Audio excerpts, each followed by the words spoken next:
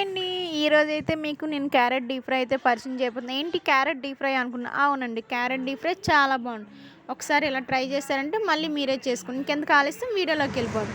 ముందుగా క్యారెట్ ముక్కలను అయితే సన్నగా తరుక్కొని పక్కన పెట్టుకోవాలండి. దాంట్లోకి శనగపిండి, వరిపిండి, జొన్న పిండి, సాల్ట్, అల్లం వెల్లుల్లి పేస్టు. నేనైతే ఎలాంటి ఫుడ్ కలర్స్ అయితే యూజ్ చేయను. కలర్ కోసం అయితే కారం యాడ్ చేస్తానండి, స్పైసీనెస్ కోసం కూడా.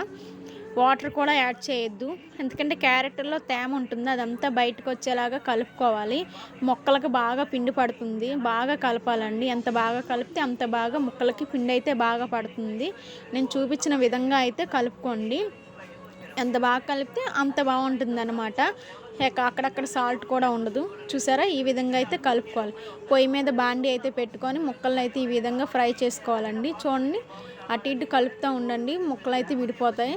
చూసారా ఎంత బాగా క్యారెట్ ఫ్రై అయిందో. ఒకసారి మీరు కూడా ఇలా ట్రై చేయండి, చాలా బాగుంటుంది. చక్కగా క్రిస్పీగా చాలా బాగుంటుంది. Thank you for the watching.